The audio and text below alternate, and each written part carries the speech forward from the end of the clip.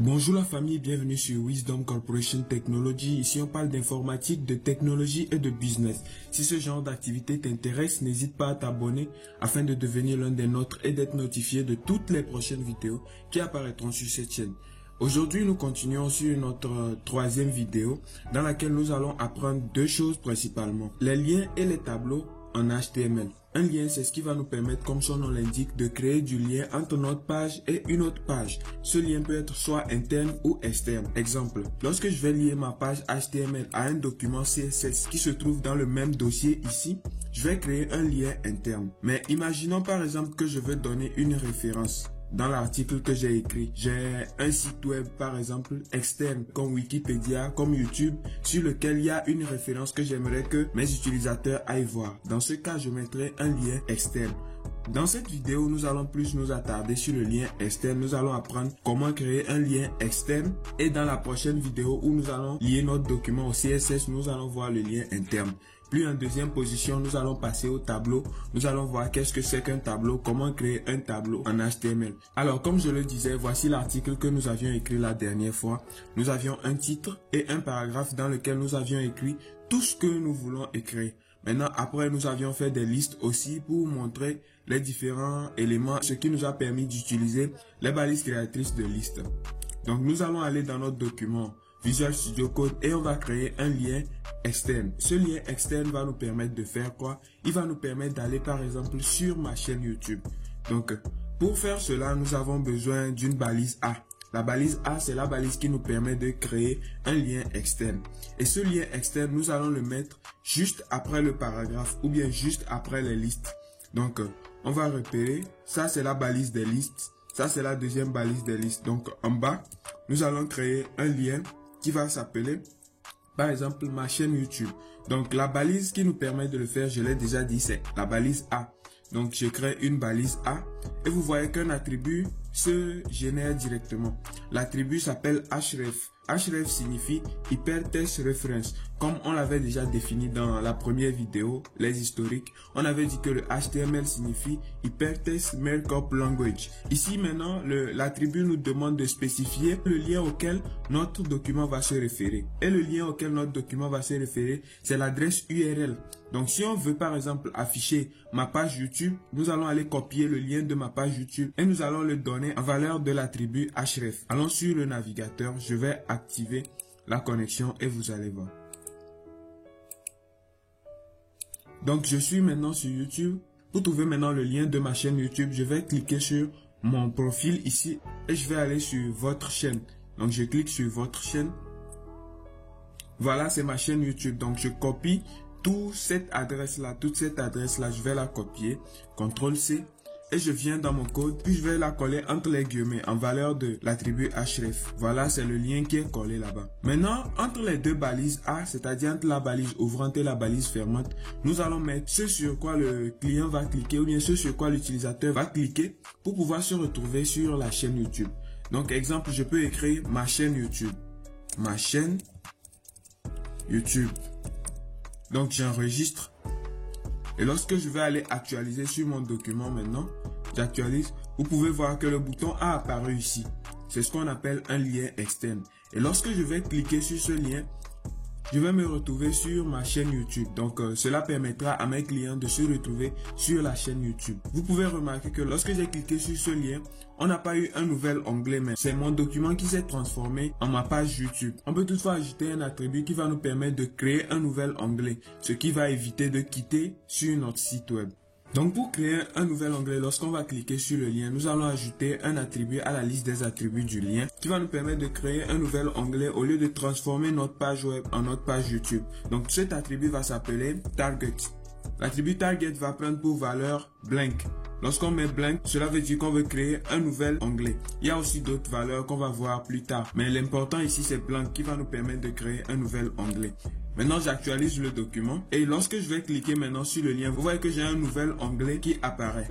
Maintenant, la deuxième chose que nous allons étudier dans cette vidéo, c'est les tableaux. Les tableaux, ce sont des éléments qui nous permettent d'afficher une base de données dans notre site web. Imaginons que je vais afficher la liste des candidats admis à un examen. Dans cette liste, il y aura d'abord le nom des candidats, le prénom des candidats, la série des candidats et puis leur mention d'admission à l'examen. Il faut reconnaître qu'un tableau d'abord c'est des lignes, c'est des colonnes et puis c'est des cellules. Une ligne c'est l'ensemble des cellules dans le sens horizontal et une colonne c'est l'ensemble des cellules dans le sens vertical. Ici, nous allons créer un tableau et pour créer un tableau, nous allons aller dans le code et nous allons utiliser la balise table. La balise table c'est celle qui nous permet de créer un tableau. Donc j'écris table. Dans la balise table, nous allons créer des lignes. Pour créer une ligne, on va utiliser la balise TR qui signifie table row, c'est-à-dire la ligne de table, TR. Et dans la première balise TR, nous allons d'abord mettre les éléments non variables. Les éléments non variables, c'est-à-dire ce qu'on va écrire qui ne va pas changer sur le tableau. Par exemple, nom, prénom, série et puis mention. Donc pour écrire des éléments non variables, nous allons utiliser la balise TH qui signifie table head. Dans table head, nous allons mettre d'abord en première position le nom, puis en deuxième position le prénom, en troisième position la série et en quatrième position la mention. Voilà, c'est tout ce qui concerne les éléments non variables du tableau. Maintenant, les éléments variables, c'est-à-dire ce qui dépend de chaque candidat, nous allons aussi les créer dans une autre ligne. Et la ligne que nous allons créer va être en bas de la ligne des éléments non variables. Et cette ligne aussi, pour la créer, nous allons utiliser la balise TR qui signifie table row. Voilà, j'écris TR et je vais ajouter maintenant table data. Table data, c'est-à-dire la donnée qui va être dans cette cellule. Lorsque j'ajoute table data en première position et que je mets par exemple Kwasi, la table data va correspondre exactement à la première donnée que nous avions mise ici. C'est-à-dire HTML va considérer Kwasi comme le nom ici. Et la deuxième data sera comme le prénom, la troisième comme la série et la quatrième comme la mention. Évidemment, si on ajoute la cinquième, elle va se retrouver à l'extérieur du tableau ou bien sans en-tête. Donc, je copie table data ici. Je vais le coller et puis je vais changer ici. Cela veut dire que ça va correspondre au prénom. Et nous allons l'appeler Ange. Et le troisième va correspondre à la série où nous allons mettre par exemple C4, série C4.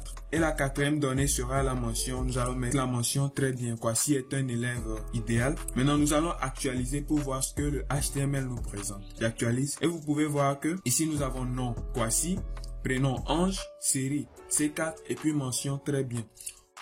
On pouvait une fois utiliser table data pour afficher nom, prénom, série et puis mention. Il n'y aurait pas de problème, mais vous pouvez voir que le HTML nous a permis de faire une différence. Nous avons les en-têtes qui sont un peu en gras. Cela nous permet de faire la différence entre les éléments variables et les éléments non variables. Nous avons le nom, le prénom, la série et puis la mention. Cela ne changera jamais. Mais à partir d'ici, cela dépendra de tous les candidats. Tous les candidats n'ont pas le même nom. Tous les candidats n'ont pas la même série ni la même mention. Donc pour ajouter un nouveau candidat ou bien une nouvelle candidate, on va juste copier ceci. Et on va faire CTRL V. Maintenant, on va juste changer le nom. Par exemple, ici c'est Ama. Et puis à la place de Ange, nous allons mettre Grâce. Et au niveau de la série, nous allons mettre la série A4. Et puis mention aussi très bien. Puis j'actualise. Et vous pouvez voir qu'il y a encore un nouvel élément qui s'est ajouté. Ainsi, nous pouvons ajouter des éléments d'en-tête, mention, date de naissance, genre, etc. Et nous pouvons aussi agrandir la liste. Donc c'est tout ce qui concerne les tableaux en matière de remplissage, les éléments d'en-tête et puis les éléments variables. Maintenant au niveau de l'aspect physique, il reste encore quelque chose à faire. On peut aussi toucher aux aspects physiques lorsqu'on ira étudier sur le CSS. Mais ici, j'aimerais vous montrer un attribut qui va vous permettre de voir plus clairement le tableau. Cet attribut s'appelle Border que nous allons ajouter au niveau de la balise table. Donc nous ajoutons Border. Voilà, Visual Studio Code nous le propose. Et dans Border, nous allons mettre en première valeur, par exemple, l'épaisseur de la bordure qui sera de 2 pixels pour moi. Puis nous enregistrons et nous allons actualiser. Voici ce que ça nous présente ici. L'essentiel est de comprendre que l'attribut border nous permet d'ajouter de la bordure. Vous voyez qu'on a maintenant un tableau un peu plus présentable qui nous permet de faire la différence entre le nom, le prénom, la série et la mention. Donc merci d'avoir suivi la vidéo jusqu'à la fin. Ça me ferait plaisir que vous vous abonniez et que vous lâchiez un pouce bleu. N'hésitez pas à poser votre question en commentaire ou à venir dans le groupe WhatsApp. Ainsi nous aurons l'occasion de discuter plus et de pouvoir expliquer beaucoup de choses. Merci et à la prochaine. C'était Wisdom.